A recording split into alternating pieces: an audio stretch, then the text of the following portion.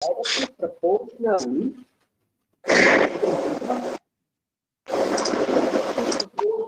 to the 1.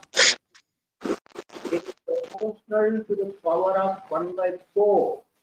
How it is, and also how it other parameters like the RCS of, that is the radar cross section of the target, is going to affect the range. Also, we today learn the frequency of transmission also is going to have effect on the maximum range a radar can detect.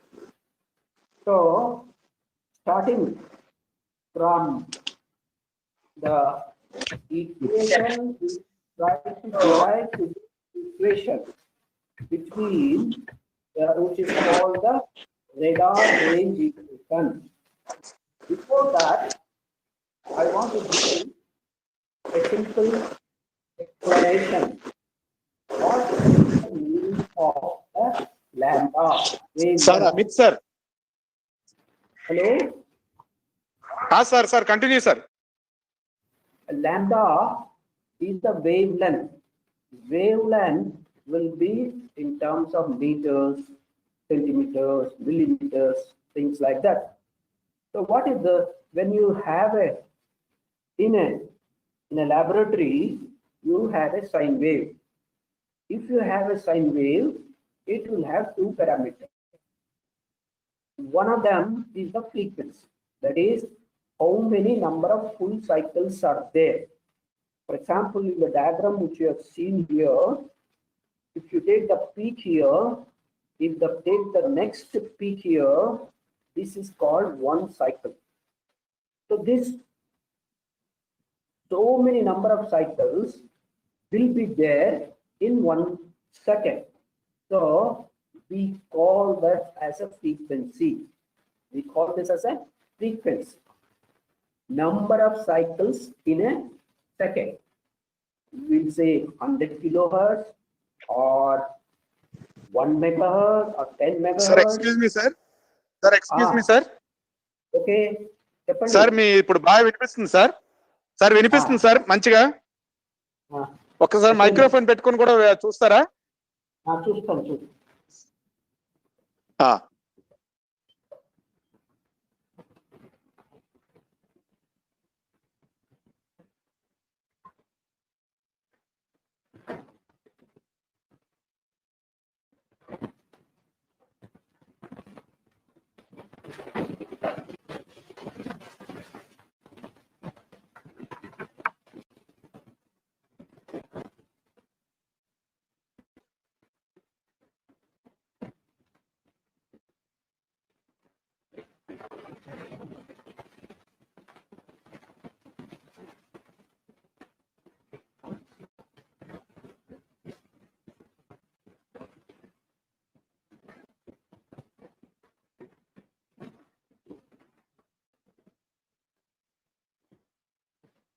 Hello, వినపడుతుందండి?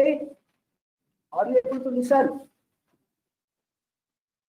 Hello sir, వినిపిస్తుంది sir. Sir, your voice is audible. నేను ఇప్పుడు speaker microphone పెట్టుకున్నాను. I will continue. చూడండి ఏది బాగుందో అది పెడదాం. ఓకే, అలాగే sir. So okay sir. this when we talk about the sine wave in a laboratory signal generator, we only say so many cycles per second, which is called the frequency. We will also say how much is the peak voltage, from peak to peak voltage. For example, from here to here, what is the peak voltage? Of course, there is another parameter which we will not talk when we are using the sine wave. It's called the reference. Reference is always taken from a standard place. So there's a standard dot on the time. So normally in sine waves, when we don't have a reference, we don't talk about the phase. If there is a reference with reference to the how it is starting, that is called the phase. There is a fourth parameter which doesn't come when we are using a sine wave in the laboratory. That is called the lambda. As we know, in the radar, a sine wave is not kept in the signal generator. It is amplified and given to an antenna. When it is given to an antenna, it goes into air. When it is goes into air, let me take an analogy. Suppose you Hello, go sir. into Hello, sir. చెప్పండి. Sir కొంచెం disturbance ఉంది sir. Disturbance ఉందా? Sir ఒక్కటే పెట్టుకోండి sir, రెండు ఉన్నాయి కదా sir, ఒకటే యూజ్ చేయండి సార్, చూద్దాం. మీరు రెండు కనెక్ట్ చేసామన్నారు. లేదు, ఇది ల్యాప్టాప్ తీసేసి ఇది పెట్టాము. సరే, స్పీకర్ అదే ల్యాప్టాప్ అదే అందులో ఒకటే పెట్టండి సార్. సార్ స్పీకర్ తీసేసి ఓన్లీ మైక్రోఫోన్ ఒకటే పెట్టండి. ఓకే, అలా అలా టెస్ట్ చేయండి sir.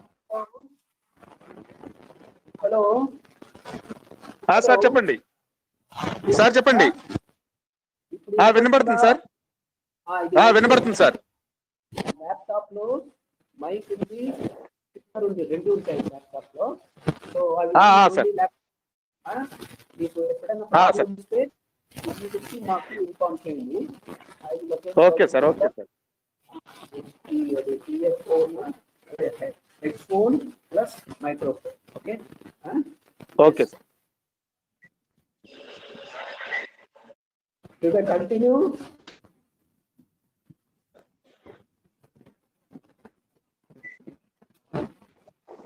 Some disturbance is coming, sir.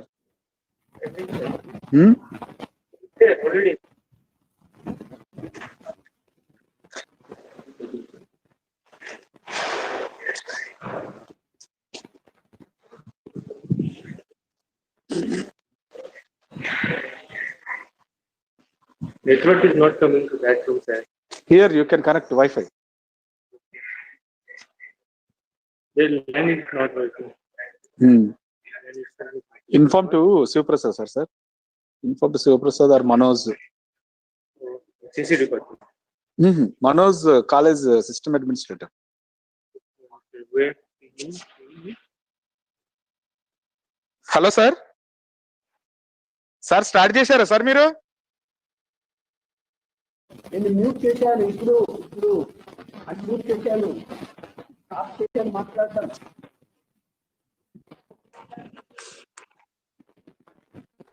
ఏం సార్ వస్తుందా?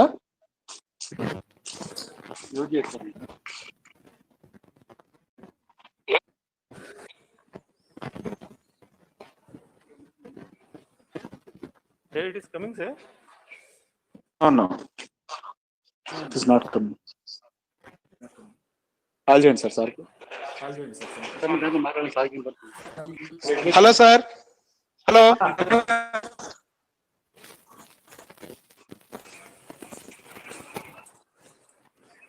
Okay, Sankara reddy sir. Just I'm going there. I will connect through my laptop. You will make me an organizer, and I will check the issue. Okay, sir. Actually.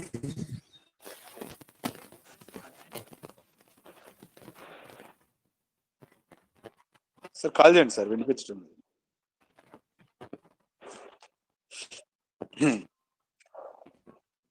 Hello,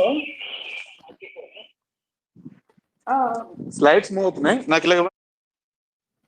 నేను కనపట్లేదా?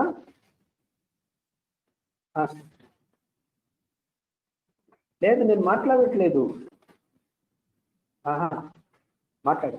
Okay okay okay. So taking that as an analogy, when you have a still pond, you take a pond where water is still, it's not moving, there is no air, everything is calm. You take one stone, throw it into the center of the pond, that is the lake, what happens is you will see ripples, water ripples, up and down ripples travel from that particular place where you have thrown the stone, So that means the energy that you have put it into the stone is spreading all throughout in 2 dimensions, Similar analogy we are going to use for finding out a simple form of radar range equation. So here the radar range equation tells us what is the maximum in the form of a mathematical formula. It will tell us what is the maximum range you can get out of a radar system. So here, if you see here, there is a aircraft flying and there is a radar here. So this, how far the radar is able to detect, if the target is, what is the maximum distance of the aircraft which this radar can detect. That is what we are going to talk about in the simple form of radar range equation. So this is the radar range equation, and it is not dependent only on one parameter. It is dependent on so many parameters. Those parameters, I have put it down here. 6 parameters are there. So when you talk about this, how each one of these parameters is going to influence the radar range equation is what we are doing Hello, sir. today. Hello, sir. Okay. Hello, sir. Hello. Sir, you use only laptop speaker only, sir. That is only good. Okay. Once you talk for 2 minutes, sir, only with laptop speaker. Only with laptop speaker. Okay. Talk for 2 minutes. I am talking with the laptop speaker only now. I'm talking with the laptop speaker only. So there are 6 parameters which determine the radar range equation. What is the relation of the range with respect to each one of these parameters to the transmitted? One is the transmitted power. As you know, it is directly proportional. Second is the receiver power. So receive of info comes on to the receiver. The receiver is having certain sensitivity. Sensitivity means that it is able to pick up signals which are only of the minimum value of the power. If the value of the received, that is the power of the info, is less than the receiver, is not going to work. So it is indirectly proportional. So next is antenna characteristics. So antenna is the antenna is large, or is it having what type of shape it is, the stabilized shape or any shape. So that also determines the range of the radar, maximum range of the cross section. Target cross section. If the object is that is the aircraft is a bigger aircraft, then what happens is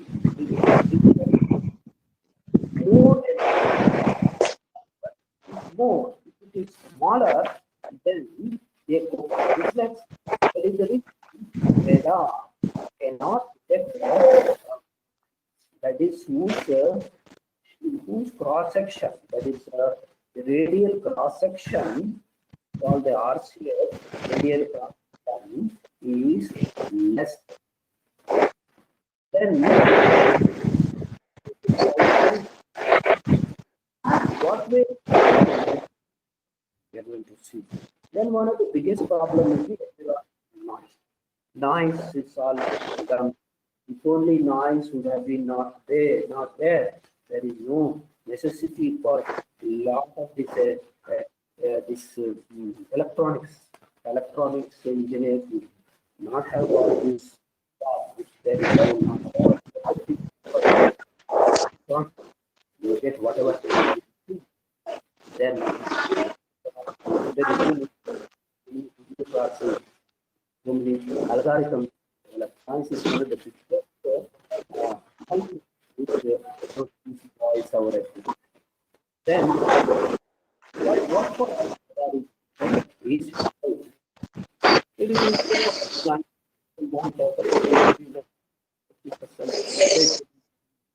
radar to give me a kilometer and you could know that and how to implement that situation or and also we should know what in the radar how this Hello, sir. Hello, sir. okay. Oh yes. లేదు sir, అంత clear గా లేదు voice. Voice is I'm not changed. I'm only laptop only I'm using. Laptop. ఇప్పుడు మళ్ళీ మీరు మాట్లాడితే బాగుంది sir. మళ్ళీ ఇప్పుడు మీరు మాట్లాడుతున్నప్పుడు మంచిగా వస్తుంది. ఓకే ఓకే ఒక పని చేస్తాను. ఇంకొకసారి హలో ఇంకొకసారి సార్ చెప్పండి. నేను ఈ ఇయర్ ఫోన్ మైక్రోఫోన్ చూస్తాను. Okay sir, okay sir, okay sir.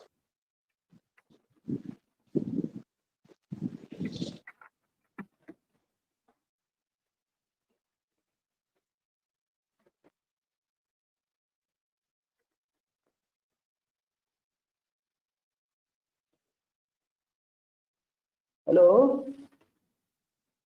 Hello sir hello sir చెప్పండి. వినపడుతుంది సార్. ఇది this is with ear phone and the microphone. So okay okay I will go head with this. Okay then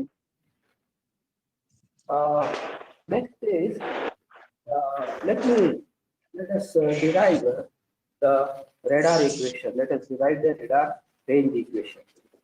That is isotropic radar equation is when you see, let me say, take an analogy here. Suppose you take a big sphere, that is a transparent sphere made of glass. So put it with some kind of a white paint, transparent white paint. Hello. Sir చెప్పండి sir. Sir continue చేయండి. వినిపిస్తుంది sir. ఒక్క 1 minute మాట్లాడండి sir. అదే disturbance వస్తుంది కదా దీంతోని. ఏం లేదు సార్, కంటిన్యూ చేయండి sir. 1 minute. Okay. Then what you see is take an analogy, simple analogy. You take a dome, spherical dome, put the electrical bulb in the center of the sphere, then switch on the electricity. Once you switch on that, what happens is the energy, the light energy gets spread in all directions, That is azimuth, elevation, equal energy is get transmitted. It is similar to what I told you, when you throw a stone in a pond, the energy gets distributed in all, along the azimuth. That is a two-dimensional phenomena. And in this case, since you have a sphere, you have this is called a three-dimensional phenomenon. So therefore, what happens is this particular antenna, electromagnetic EM antenna, if you put in the center of the sphere, then suddenly switch on the light. What happens is that it distributes the light in all directions. So this type of antenna is called an omni antenna, or also called isotropic antenna. then the little difference between isotropic and OP, we will not try to go into that.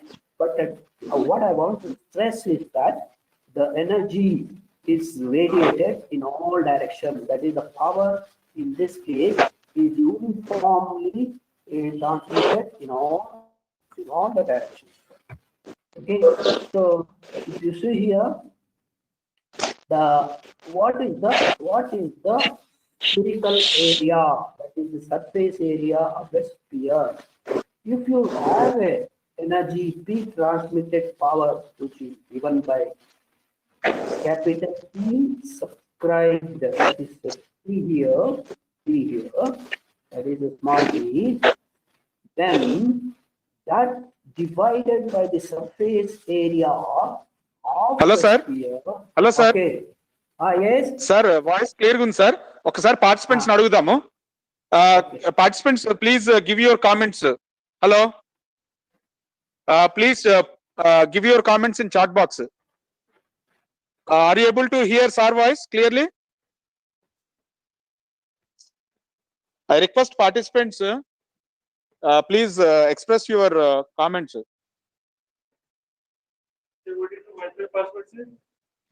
ECAD lab 1 to 3.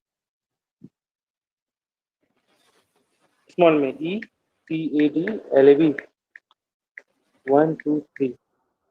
Sir, all are happy with your signal, sir? Okay. Hello. I'll continue. I received a comment, sir, in chat box. Okay. Okay. So you please go ahead with this procedure, sir. Okay. So now Still we have 10 more minutes, sir. Okay. I'll Okay. take rest. I'll take rest. Okay. I'm not finding the network, sir.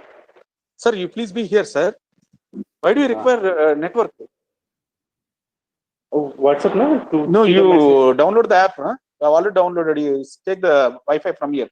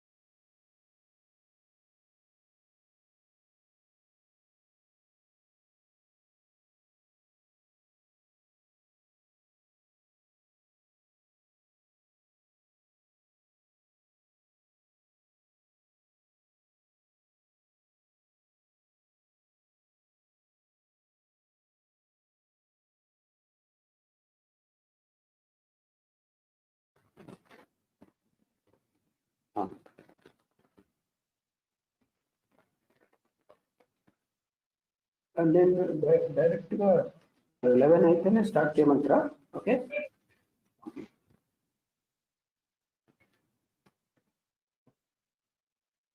Okay okay.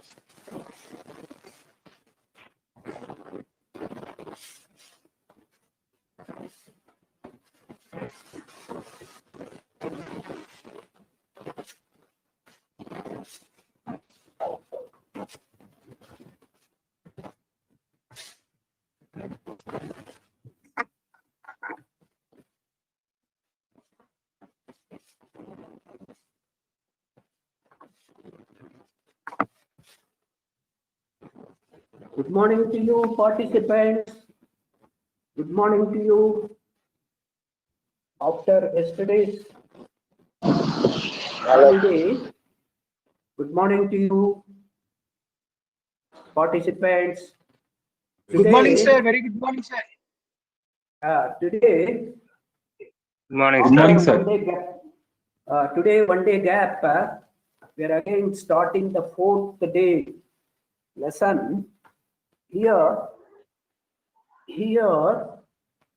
last session, one of the participants has asked, what is the maximum range of a radar?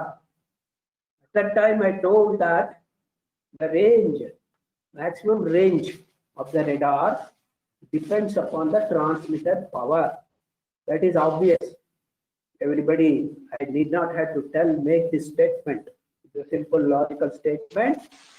Higher the power you transmitting, then you get more echo. Therefore, you can increase the distance because the receiver will detect certain amount of minimum power. But is the power is the only thing that is going to determine, that is the transmitted power? Is it going to be the only thing that is going to determine the radar range equation? Radar range equation is very, very important. As you proceed, you will know how much importance it has got. So this equation is derived by a scientist called Fry, F-R-I-I, Free. It's called a free equation or Fry equation, whatever you call. So this particular gentleman has done a lot of research in the laboratory, and also mathematically he derived this particular equation, mathematical equation. So before I venture into that, first of all, I want to make clarification about what is called a wavelength. You see, here, from here to here, you measure the distance. That distance in terms of the either it is in meters, centimeters, millimeters, whatever is there, it is called a wavelength. Where the wavelength comes into picture. Wavelength, when we are talking about the laboratory, we don't talk about the wavelength at all. We talk only when we have got a signal generator, the output of the signal generator, when we lead it to an oscilloscope, we see only this particular waveforms moving around up and down. So there are only two characteristics for that waveform. One is called the frequency. What do you mean by frequency? Frequency is number of cycles in 1 second. If you take this waveform, this is the peak and this is the peak. The next peak has occurred. So you measure the time, that is in terms of milliseconds or microseconds, whatever is there. And that is called the period of this particular waveform. So when you divide this particular waveform, that period 1 divided by that, it gives the frequency.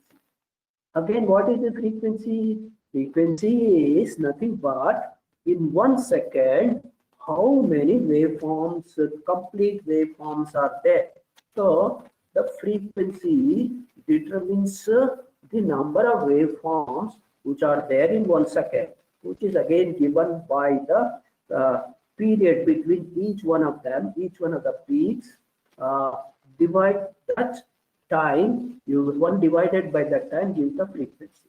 The other parameter which we normally know is how much is the peak to peak voltage.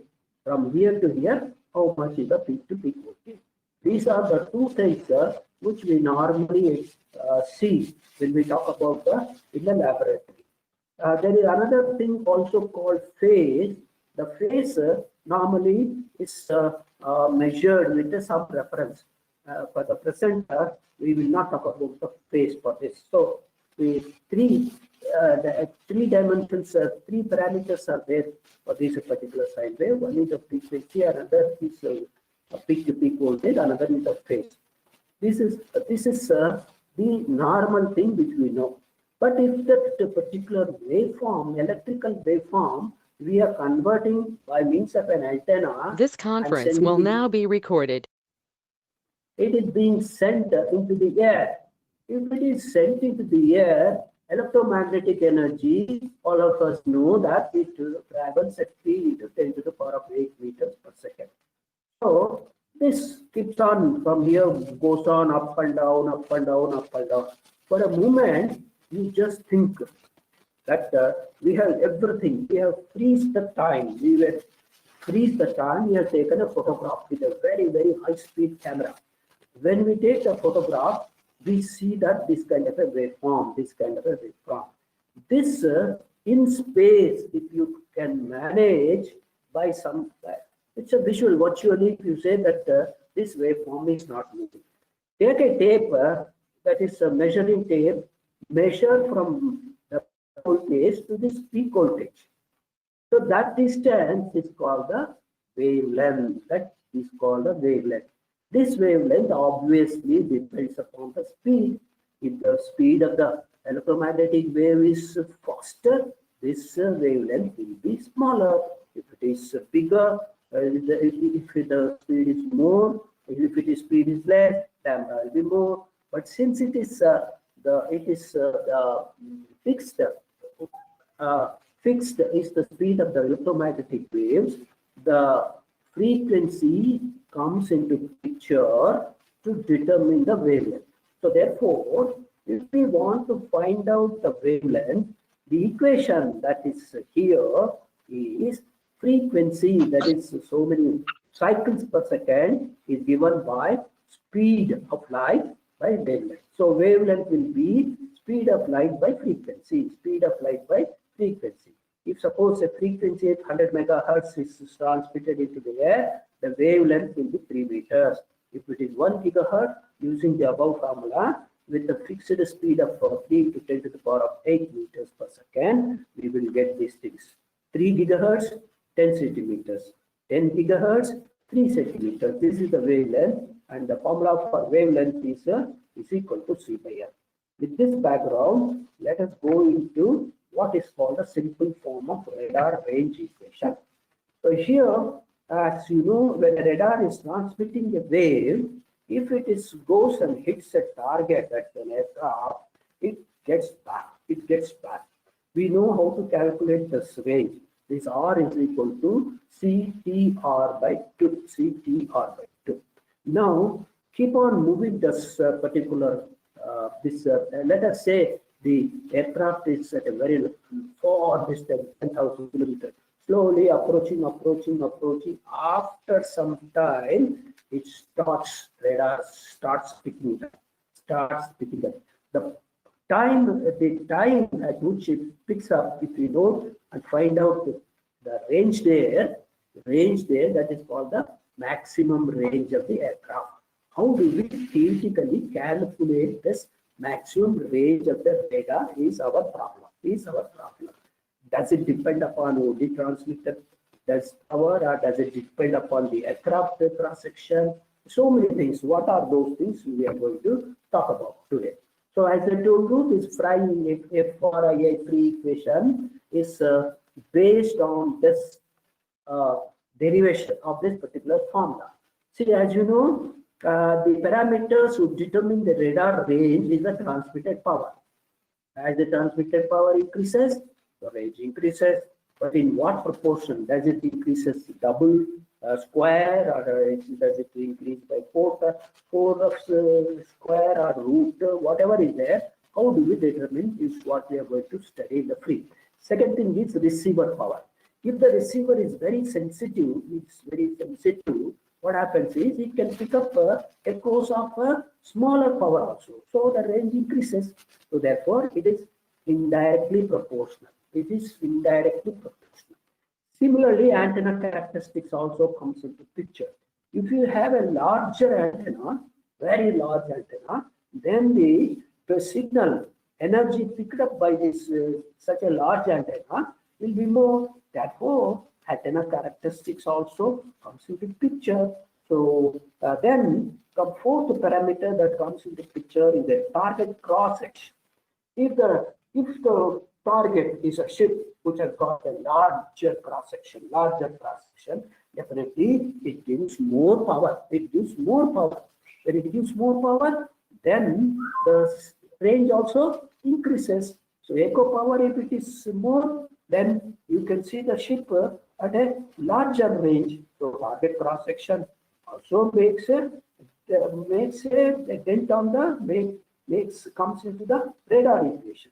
Then frequency of transmission also comes into picture. How it comes into picture, we will see the radar equation. So, and another thing that comes very important for electronics people, noise. Noise is one thing which we do not know. God has created this noise. As God has created this noise, what is the value of this noise, when it occurs, and what is the power of this noise. Is all lot of people have done lot of research on this. If only noise is not there in this universe, there is no necessity for the electronics engineers. Most of our signal processing depends upon how to reduce this noise. So therefore, noise also is going to play a very important major part in determining the range, maximum range of the equation. So why do we need this radar equation at all? It is required for the design. Somebody, you go into the industry, the industrial person will say, design a radar of 100 kilometers. Then how do you start? You have to start with the radar range equation. Similarly, for testing of radar systems also, it is required. Let us come to what is called a isotropic or omni antenna. Everybody knows that. Suppose you have a sphere, glass sphere, in which you put some kind of a paint, which gives you some light. When the electric bulb you have put is giving light, it gets distributed in all directions, azimuth elevation. So you see this this rays in the center. If you put the light, all the rays get distributed across the sphere. It is across the globe. This, if you see the density of the light, everywhere it is same. It is everywhere same. It is same here. It is same here. It is same here. It is same. That is called the density of intensity. You have a light which has got such an intensity. You have the density of this. So this particular equation is based, starting point is for the omni antenna. Omni antenna sends the energy in all directions. I will give you a simple analogy. So two-dimensional analogy, if you go to a pond, lake, which is still, let us say there is no air, water waves are not moving. What you do is, you take a stone, just to throw that stone into the center of the pond. What happens, there is water ripples, comes, slowly spreads whole of the pond. Similar way, that is two-dimensional. This is three-dimensional. So when electromagnetic energy source is put here, it gets distributed in all directions. That is the property of the electromagnetic isotropic antenna. Okay, so let us see here. There is I put a cross section of the sphere here. The sphere has got a cross section of R. It's a circle, which once you cut the sphere, anywhere you cut it, you get a circle here. So now, first of all, what is the surface area of the sphere? Surface area of the sphere is, when we ask our brothers and sisters, they will tell it is 4 by pi r square. That is so many square meters, 4 pi r square, where r is the sphere radius. So now let us find out what is the density of each one of this intensity. That is its energy. If PT is the transmitted power. So peak transmitted power, we are calling it as peak transmitted power is that we are transmitting the energy only for a certain duration, 1 microsecond, let us say. So that in that 1 microsecond, if you see these waves at any point on a circle, this r can be anything, starting from 0 to the maximum, whatever value you have. So for our purpose, let us say it is r. So the density, power density, if PT is the power, capital P subscript T, transmitted power. So PT, if PT is the peak transmitted power, and or is the distance from the radar, the spherical wave that is going is a fictitious spherical wave that is going into the air. So what happens if R is that particular range of the sphere, the power density, uniform power density, radiating antenna at this point is Pt divided by 4 pi r square. If this is power is watts, this is in meters, it will be so many watts per meter square. So many watts per meter square. So now let us say somebody has taken this antenna, omni antenna, and tested in an anechoic chamber. That anechoic chamber is a place where we check the intensity gain of each one of this antenna. In azimuth on top, from top if you see, you will see the azimuth. In all directions, is kept on giving there is a transmitted antenna, and antenna put there. He kept on moving along the circle there and try to find out what is the power that he has received. So he has received almost uniform power. That is, in azimuth, uniform. Similarly, he takes from hemisphere ground to half hemisphere. He tried in elevation also. It is same. That is why it is called an omni antenna. So it's called an omni antenna. Now, having got this omni antenna for the person, the power density at a distance r from radar is equal to Pt divided by surface area of sphere of radius r. That is Pt by 4 pi r square. Okay. So now what happens is, why do we want this energy to go in all directions? We are interested to increase the gain, that is the increase the power. So therefore, what the people have done is they have put a parabolic dish here. See, this analogy is again similar to, you have our torchlight. Torchlight, you see the bulb, incandescent bulb, which is activated by the battery, is putting at the center of that convex type of reflector there. So why do you put there? So you don't allow the energy to go in all directions.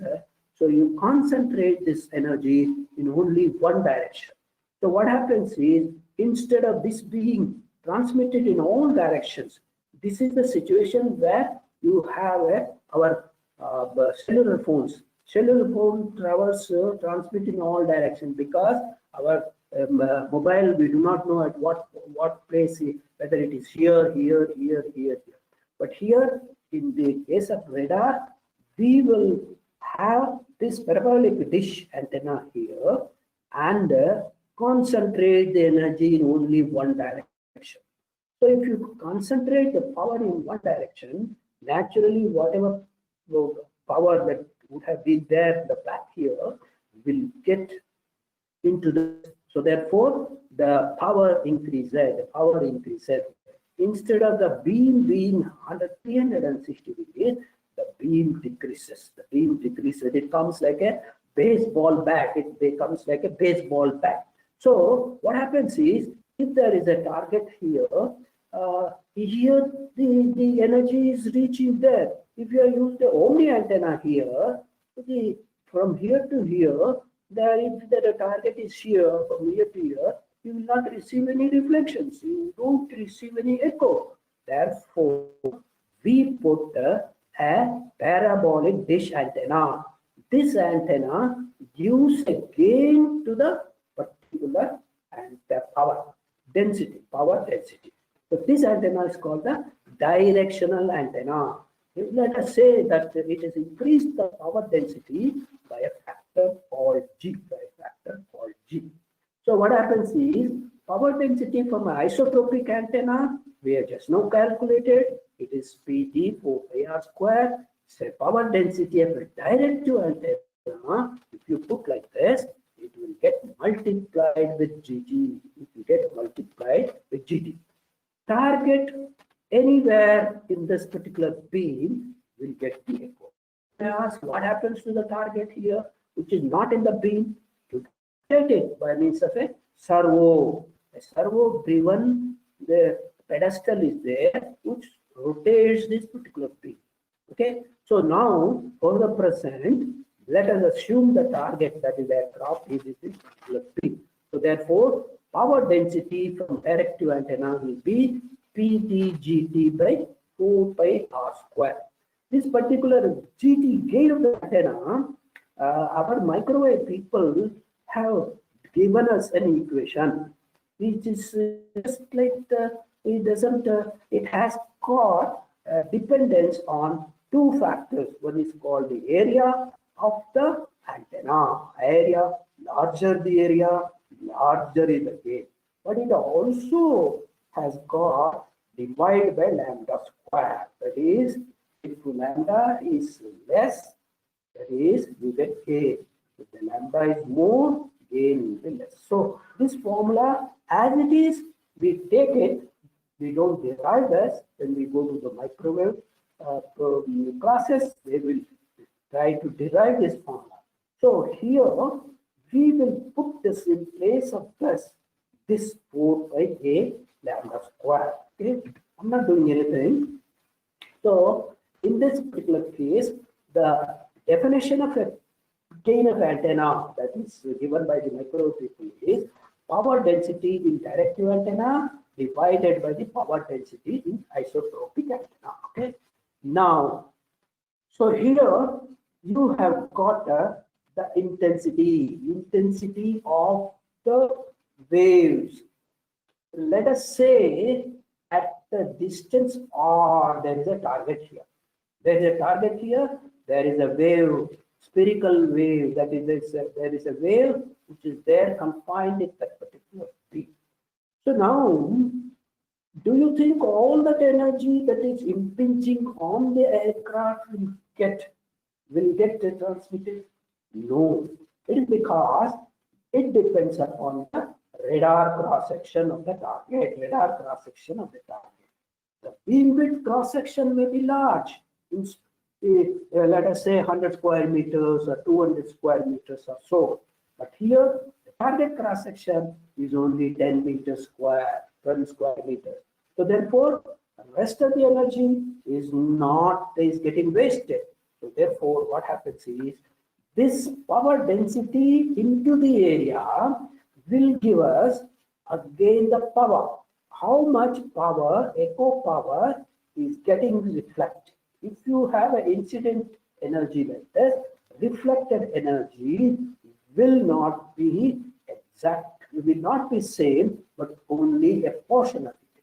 Now in this case, we have set the intensity, that is the power density is PTGT by 4 by r square. Only a portion of this, that is a radar cross section. What is radar cross section? Is how much energy this particular target is obstructing, so that the energy gets reflected. So now the power of reflected signal at target will become power density. Power density is PTGT 4 pi r square into sigma, where sigma is called the radar cross section. It is given in meters per square. So area is equal to meters per square. Now what happened? This now is reflecting. This reflection, which is now has become a microwave transmitted source. The echo, though power is less, it has become a source of energy, that is a transmitted energy. So now what happens is, this being the center of a transmitted antenna, again it spreads the energy in all directions. This acts as a omni antenna. This acts as a omni antenna. So therefore, this particular thing keeps on moving. So this again, the power here PTGT 4 pi r square into sigma divided by again the spherical area, that is the, if you take this is the actual sphere of this distance r, the intensity here, the signal intensity, the power intensity is power divided by the surface area of the sphere. So again, the surface area of the sphere is here 4 pi r square. So now our power density of reflected signal at the radar antenna is now PTGT 4 pi r square into sigma is the power divided by the 4 pi r square. Again, this is the intensity, that is the density. It is not the power, it is the density. All the power that is coming into this is not absorbed by the antenna. Antenna has got only certain area. So therefore, this density into the area of the antenna will give the power that gets into this particular antenna. This is the feed into the feed here, into this particular feed here. So now we have the echo power density at the receiver at distance r from target is equal to this much. Power will be into AE PTGT 4 pi r square sigma 4 pi r square into AE, that is called the area of the particular antenna. It is called the effective area of antenna. That is actually when you take a parabolic dish, we can calculate the area of the antenna because it's a portion of a sphere. But effective means that there is a difference between the physical area and the microwave area. That is 0.8, 0.9 difference will be there.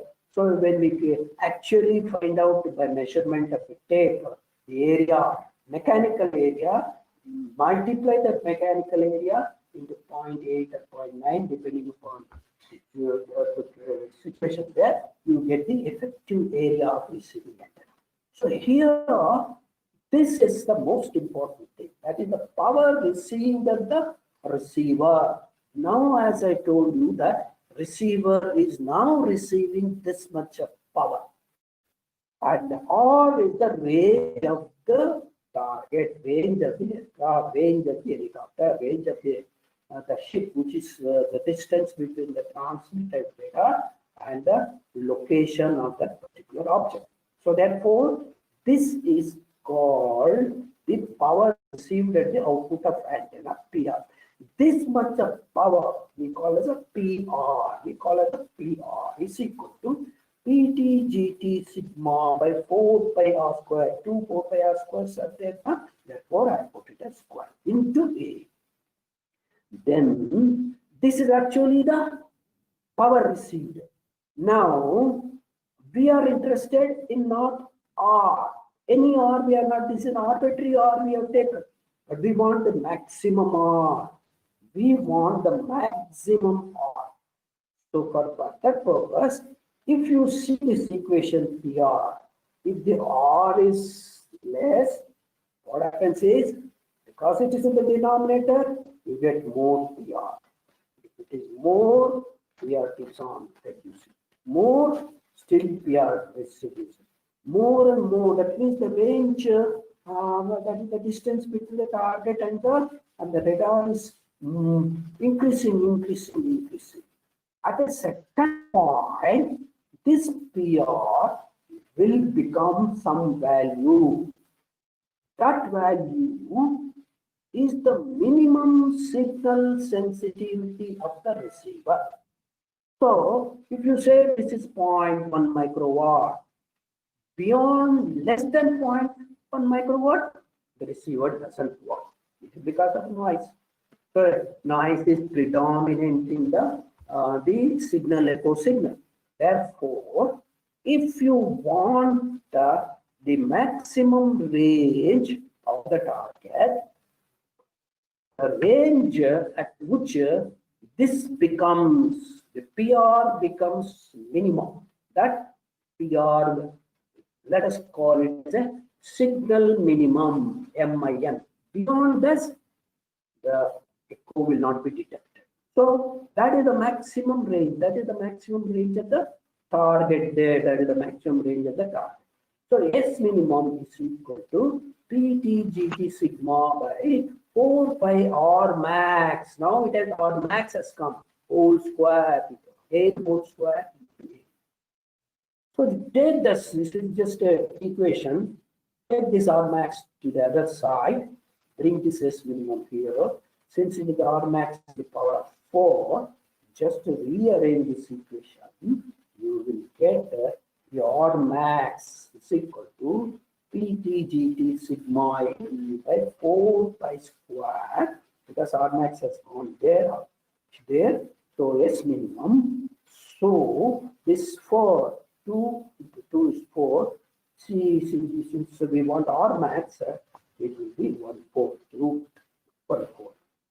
So what happens is, this is the maximum value of the range, maximum value of the range.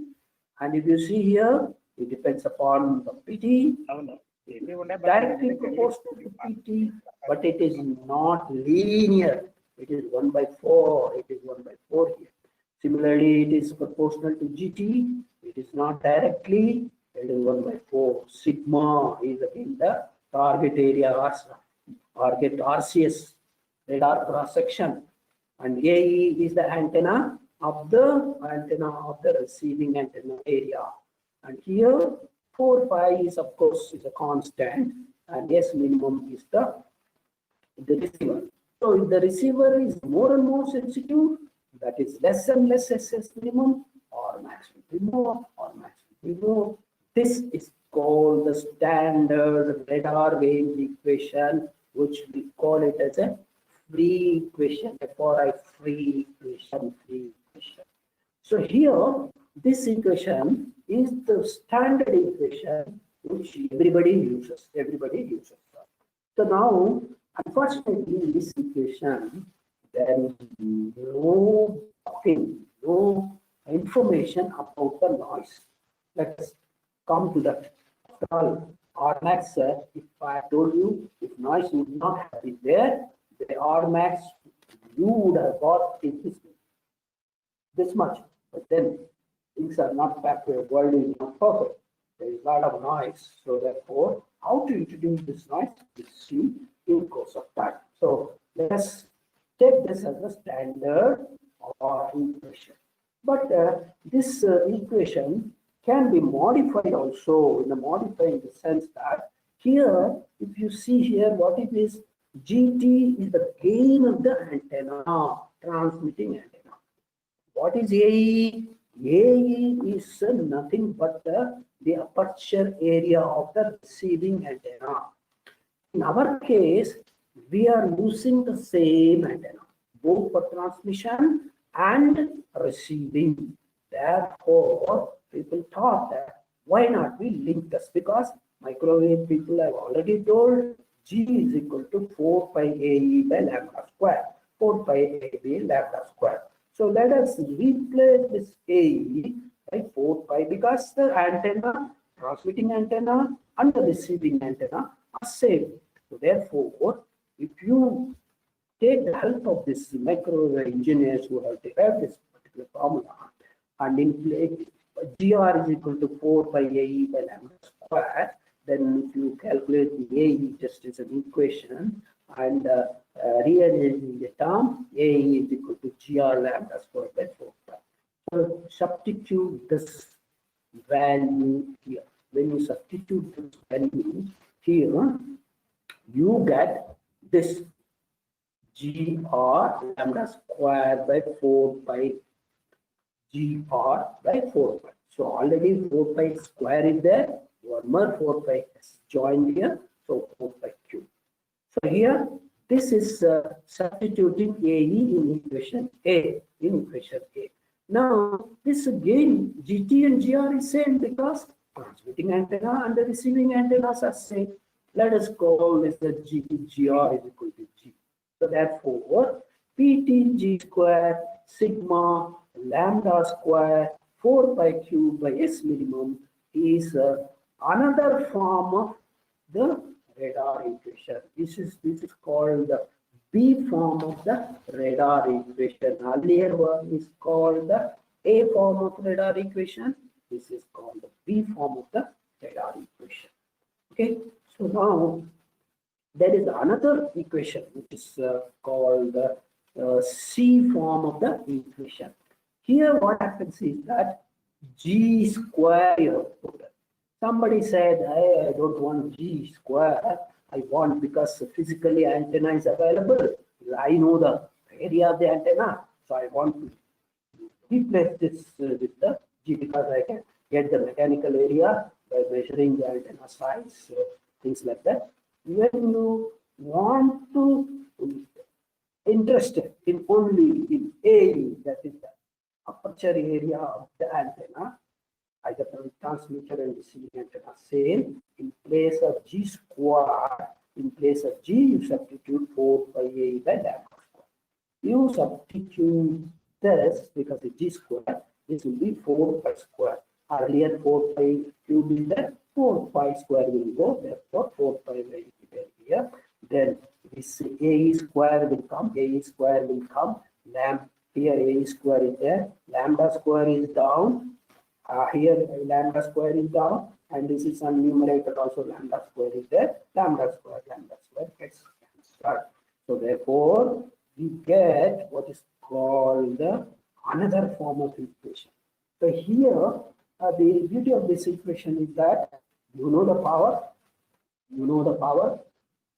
transmitter, and even though you don't know the gain of the antenna, which you have to calculate, gain of the antenna depends upon lambda also. Here in this equation, lambda is not there, frequency is not there. So and only the physical parameters of the system is available. AE is a known factor. You take a tape and measure the antenna size, you take AE, you know how much power is getting transmitted by the transmitting antenna. Sigma is a radar cross section of the target, which we will try to calculate. How it is calculated, we'll see later. Yes, minimum is again under our known thing, because we know how much is the minimum receiving power, 4 pi is the constant. So therefore, there are 3 forms of equation, A, B, C, A, B, C. These 3 forms are famous. Whosoever wants to use one of those equations, depending upon what parameters are available, and they can use this particular equations here. So this is A form, B form, C form, A form, B form, C form. Okay, this is called the radar range equation, very famous equation, which is the heart of this radar system. Is the heart of the radar systems. Okay. Now, having got this equation, somebody asked me, I want to increase the range double. Suppose I got a range of 100, I want to make it 200. Using this equation here, 200 twice, it has become twice. How much is the power that is keeping all the other things constant? You see here, PT has to be increased by 16 times. If you are using 100 kilowatts, you have to use 100 into 16, 1,600. If you are using a 1 megawatt, you have to have 16 megawatts, which is not physically possible with the present technology. So therefore, why it is 16? Because here 1 by 4 has come. 1 by 4 has come. 16 to the power of 1 by 4 will be 2. So therefore, 16 times you have to increase it.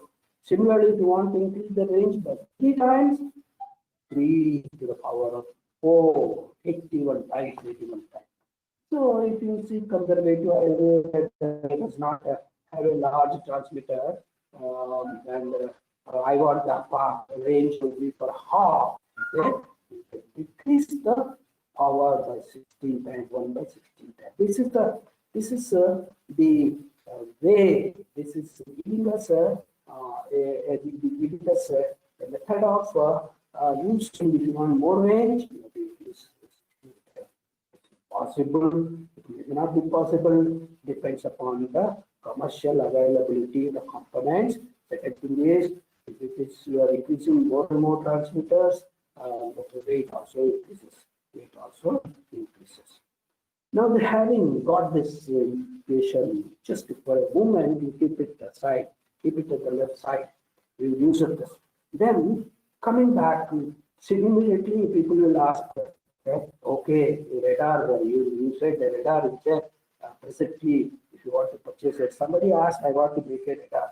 Unfortunately, the individual cannot make radar. The radar costs between normal radar will cost between 300 to 400 crores. If some industrialist has got so much of money, he can make a radar. 300 will cost for 300 to 400 crores.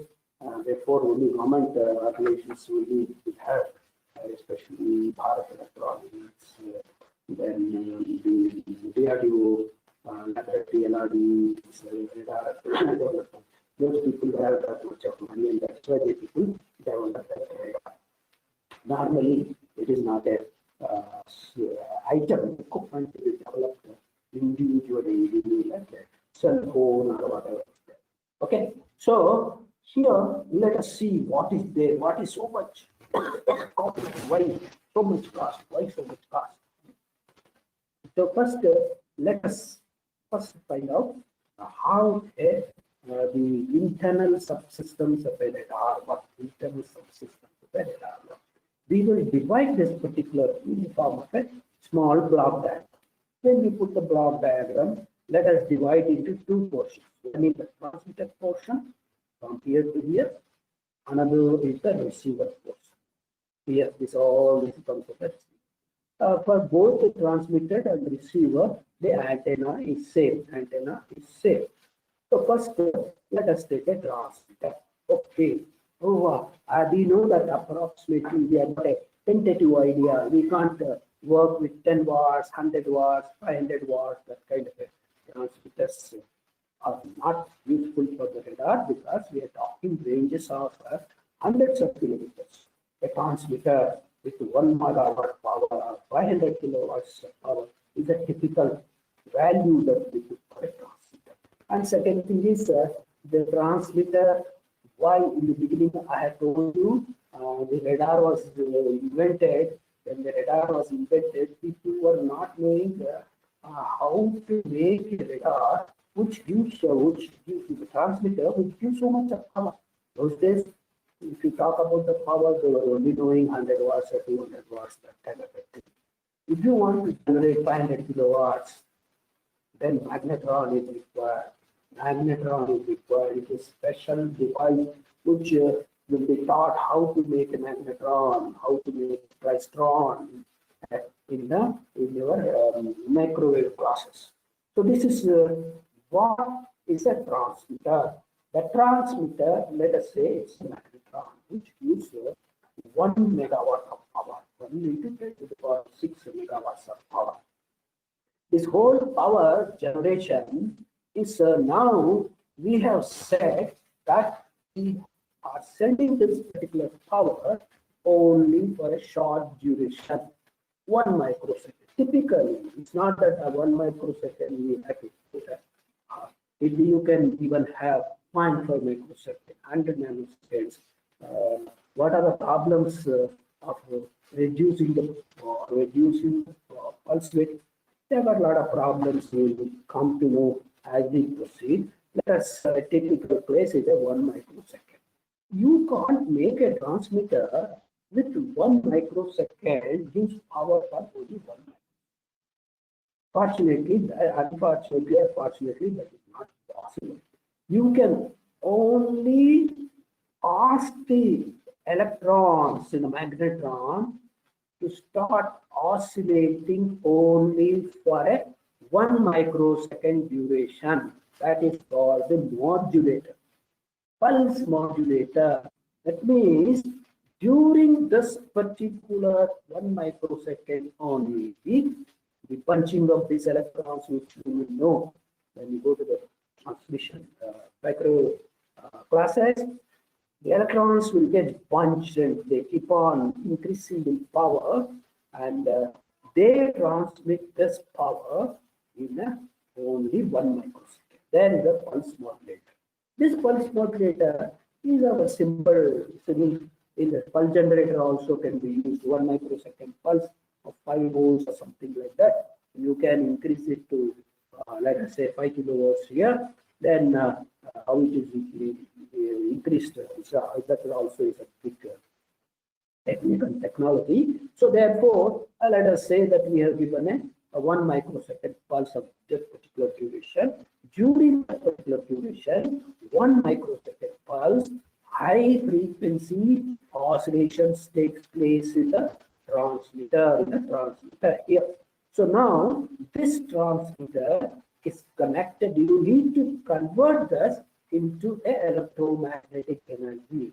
The way you want to connect is you give it to a feed. It is called a microwave feed.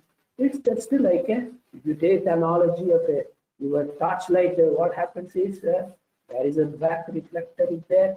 There is a light, a small electric bulb of working in the batteries is there.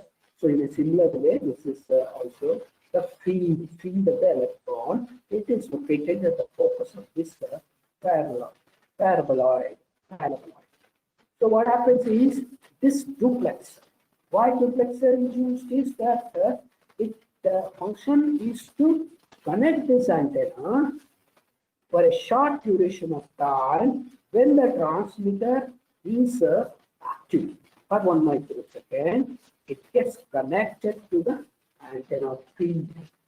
The duplexer, after that, the duplexer connects this feed to the receiver. So, people at that time, problem with duplexer also is a big technology. People are not knowing how to make such a short duration switch. It is nothing but a small switch.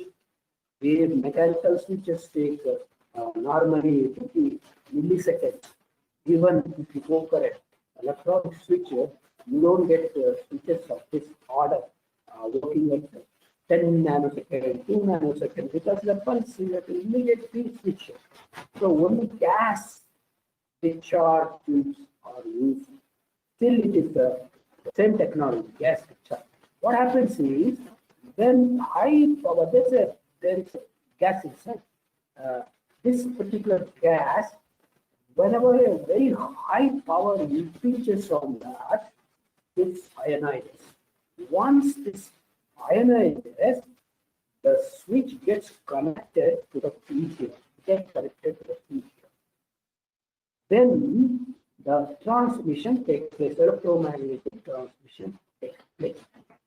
The other thing is, when so much of power is being sent here, the chance in the duplexer doesn't introduce so much of attenuation. Right?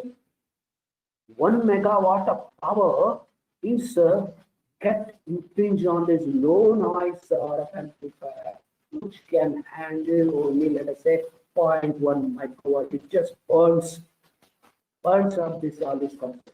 Therefore, the property is to connect the transmitter to the antenna feed here. At the same time, it doesn't allow the electromagnetic energy to pass into the. That is called, it is introducing that much attenuation in this particular part connected to this low noise RF. So what happens? So this the whole receiver system is protected here. The whole receiver system is protected here. So now we send the transmitter, the electromagnetic energy to the air. It goes. If there is an aircraft, it gets reflections, echo starts coming. Because of the distance, if it is on the distance, or equal to CT or the T, the PR, that depends upon the PR, we start. Once the transmitter is switched off, the duplexer comes back to the normal position. That is, it just gets connected. Antenna feed gets connected to the low noise RF amplifier, low noise RF amplifier here. So therefore, the which is 10 to the power of 8 times less than the what you have transmitted comes to the low noise RF amplifier. Here it is called the also the LNA. Now, as I told you, this power RF power is suppose we are transmitting 1000 megahertz, which is also called 1 gigahertz, all go with a small 1 microsecond with 1 microwatt, 0.1 microwatt power comes on the RF amplifier. You need you cannot see, you cannot do electronic circuit can see at a display. So you need to amplify that. You need to amplify 10 to the power of 8, 10 to the power of 9 amplification. That means you need to do a very large amplification. RF amplification should have a very high skill. Unfortunately, RF amplifiers cost a lot.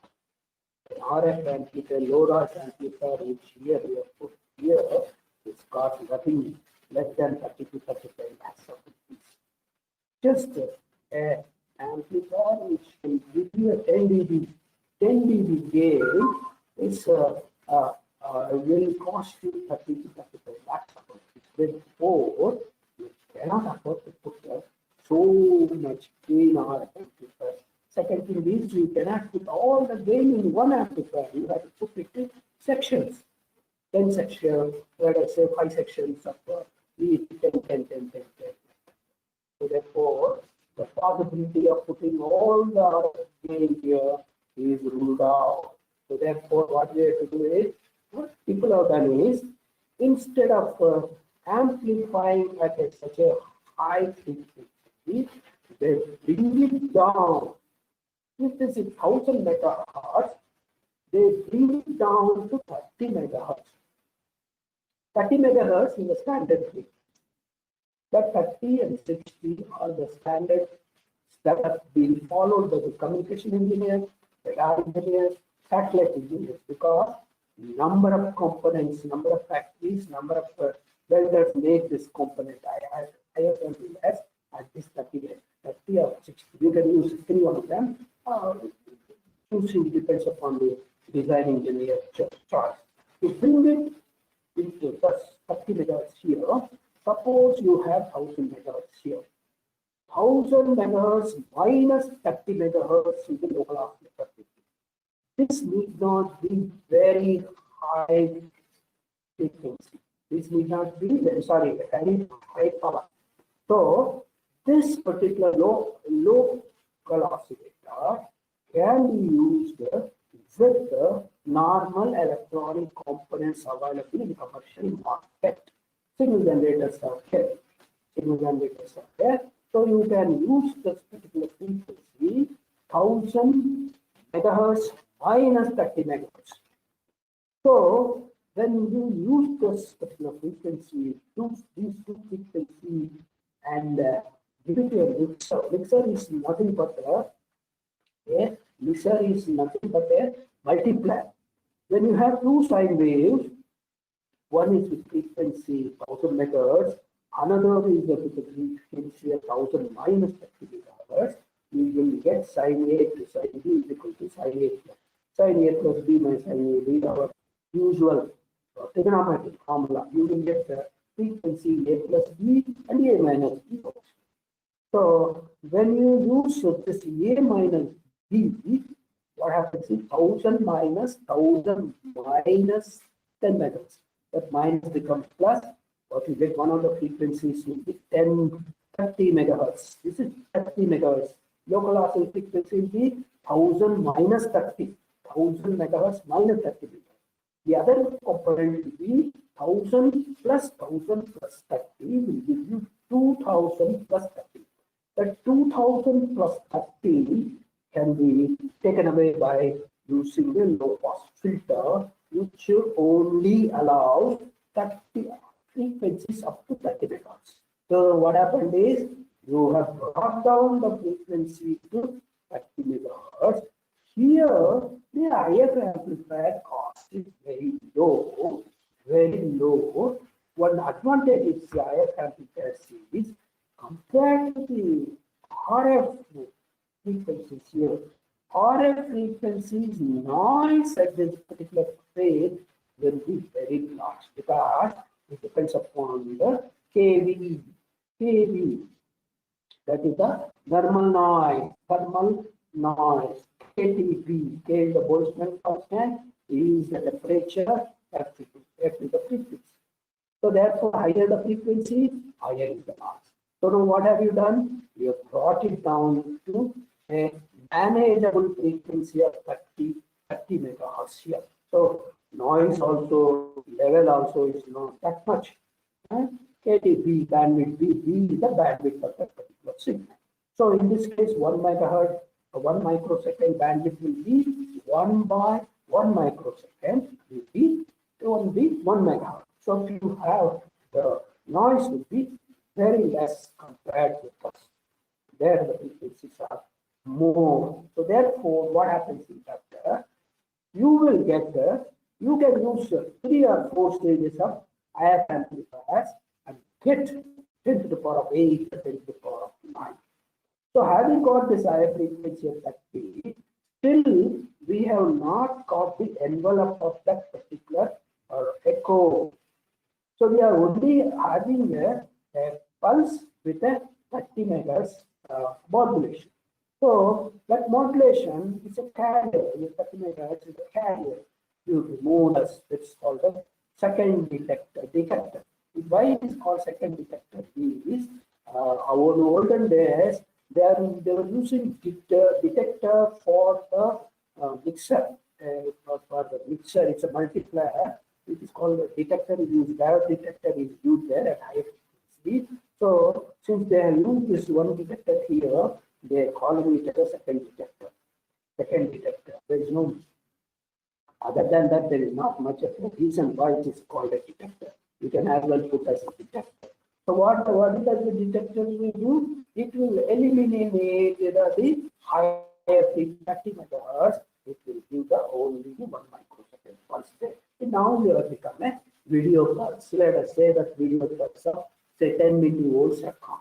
Again, you amplify the video amplifier to give you a voltage, sufficient voltage of 5 volts or something like that. So this particular 5 volts is appearing. What if there is a reflection and give it to a CRT display? As you know, CRT display has got a Z terminal. That Z terminal, when you give an voltage, that intensity of that particular spot will be intensified. If Z is equal to the voltage given at that particular point, Z is equal to 0, there is no illumination of the spot. The CRT displays, the theory of that, I think it has been would have been explained in the first year. You got the X, you got the Y coordinate. There is a line that will be moving at the particular point. At this particular point, when the TR, then that is the distance of the target from the radar, is there. That will come there as a display spot will be illuminated at that particular point. There are a variety of displays that have been used here for different purposes. So as we go, we will try to find out what is the display. So here, once again, going by our what I have told, repetition. We use a transmitter. I'm repeating this, what I have told. We have got a transmitter. There are 2 ways of doing. Magnetron is taken, which gives a very large power. Otherwise, you take a smaller TWT, traveling wave amplifier, classicon, which gives a lower power, and order of let us say 10 kilowatts or something. You can put an amplifier, power amplifier, and get the power also. So the second component that is there is the duplexer. I told you it switches the antenna between transmitter and receiver within a few nanoseconds and protects receiver system from damage for the high power of transmission during the pulse period. Already again, this uses the gas discharge tube. Neon is used there, uses a gas discharge tube. Then antenna. Antenna converts the electrical signal to electromagnetic signal and radiates into space. Same antenna is used for transmission and reception in a monostatic radar. Of course, there are bistatic radar which we will talk at a later time. Antenna is mounted on a pedestal and servo control to steer the direction of the beam. So normally parabolic antennas are used. Okay, so what happens is, as you're seeing the directed beam, which is a smaller angle, keep on rotating by means of this parabolic antenna. Okay, then low noise amplifier. This is a RF amplifier, which is called a parametric amplifier. We will not go into the details. It's called a LNA.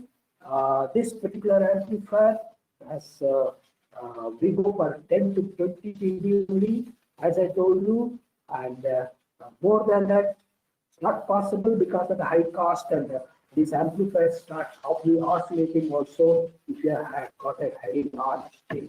So therefore, you bring it to 30 megahertz, which is called the IF frequency, intermediate frequency, across the globe, across communication system. Any signal is brought down to this IF signal, intermediate frequencies, which is 30 megahertz and 60 megahertz. Different people use a different frequency, and that's particular IF frequency.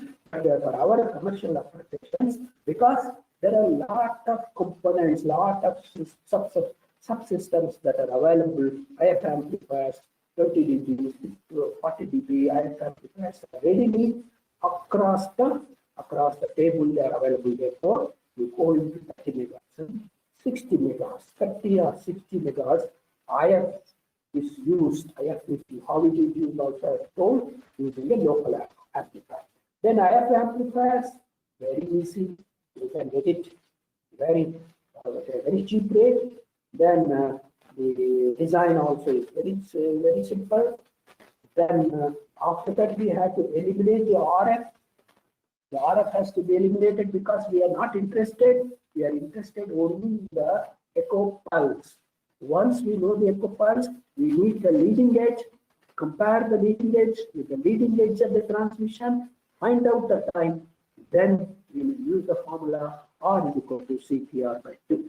So we need to have a detector which removes. This detector is nothing but a diode followed by a capacitor, small capacitor. So what happens is all the carrier energy, that is 30 megahertz, is removed and you get a clean pulse there. Okay. Then after that, you have to have an amplification. Now you got a video. That video amplification is possible using even small, low noise operation amplifiers. The display here is one of the displays here you see here. In the CRT display, we call it the PPS display. And here you see the back where these are the reflections from the small things that are around the radar. If the radar is put in a battlefield where there are no buildings, there is no problem. But when the radar is put in a place like Hyderabad, where the airport is there, around the airport, a lot of buildings are there. So these buildings also reflect here. That is why you see here a small patches. But aircraft you see here, these are the spots which are illuminated by the jet illumination. If you don't want to use the PPI, you can also use the this is actually the reflected echo pulse. Wherever the targets are there, I'll see that means there are two targets in that beam direction. Okay, so this is how the total thing. When we really see environment, because of noise, because of so many buildings across the place, let us say Begumpet, So take a bed is there around that, so many tall buildings are there. All reflections are there. You see, so many reflections are there. So many reflections are there. This is one of the place where coastal area also, this water also reflects. So therefore, this belongs to coastal area or the reflections coast area. But there is some bright spots are there. So the operator, ATC operator, air operator, traffic controller is trained to recognize which are the aircraft, which are all noise things. So actual display, if a normal layman sees it, he will not be able to make out anything. So this is how the things work. Okay. Today, with this, I will stop. It is almost 5 minutes past 12 o'clock.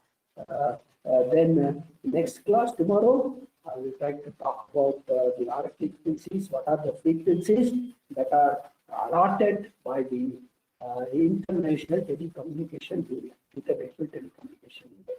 Only the allotted frequencies are to be used by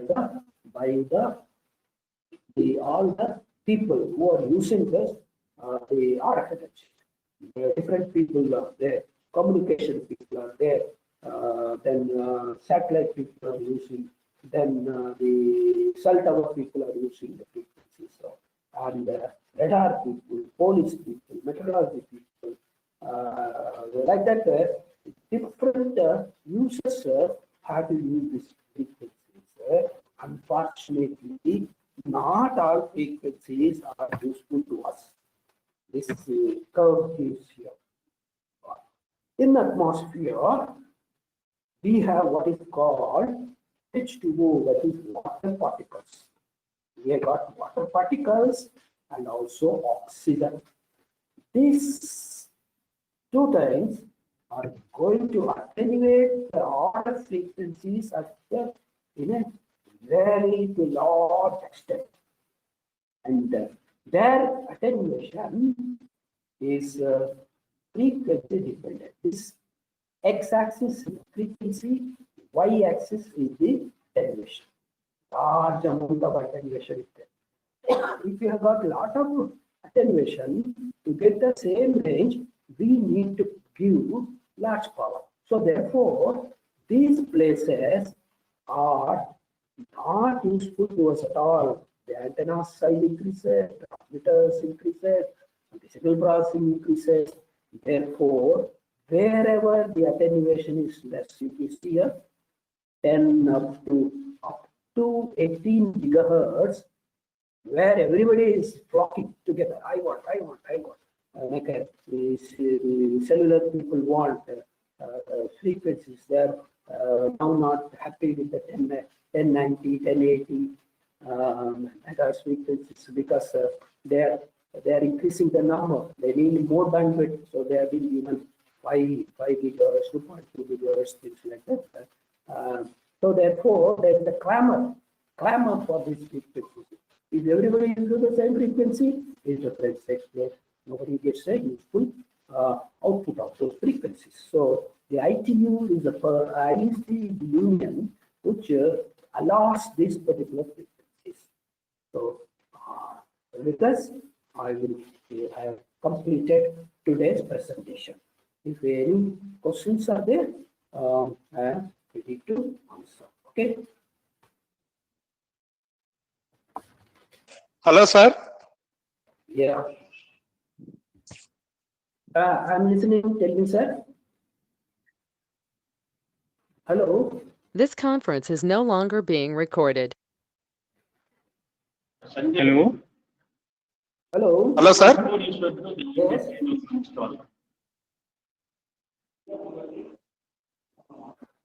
Hello. Hello. Am I not audible? Sir. Ah. Sir, your voice is audible, sir. Tell me if any question is there, please. Yes, sir. Yes, sir.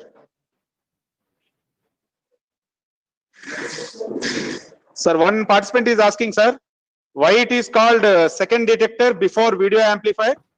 and which one is called first detector? Okay. The answer is, once again, I will repeat. Those days, when they want to use a mixer is nothing but a multiplier. This conference will now be recorded.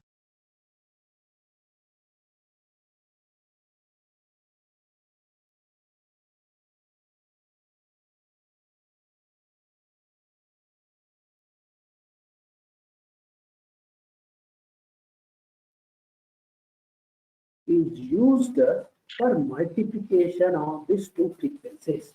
When I come back, when I go further, I will try to explain further about this particular problem. Now, when you have used this particular in the filter, one detector, which is those days they were nothing but the diodes, they are called the diode detectors. That is called the first detector. The next is after the IF amplification, we are wanting to remove the IF carrier signal. So therefore, there also they are using this diode. So diode is called a detector. So therefore, since they are already used one diode, which they are calling it as the first detector. Second diode which they are used after the IF amplifier, they are calling the second detector. That is all the reason. There is no logic reason except that it is just a convention. First detector is used in the mixer. Since it is used for the first time, it is called the first detector. The diode which is used in the second after the IF amplifier, again it is a diode. Detector is now it is called the second detector. Detectors normally those days, in earlier days, there used to be only diode. Now it is things have changed. Things have changed. We don't. We have got other means of getting these things. Okay, that is my answer for the first question. Okay. Participants, do you have any more questions? You can ask the professor.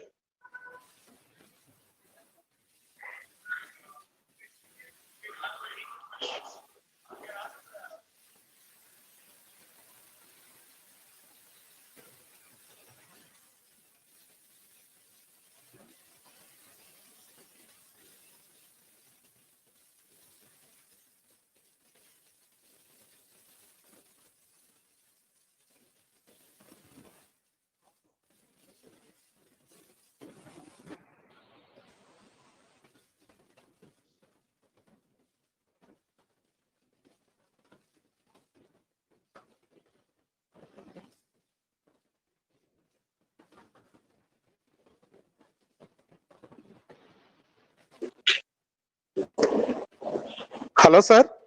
Okay. We close if there is no Sir, question. if there is no question, we can close the session, sir, with your permission. Yes, we can please close the session. Thank you so much, sir. Thank you all the participants. Tomorrow we will continue day 5 at same time 11 to 12 p.m. Thank you.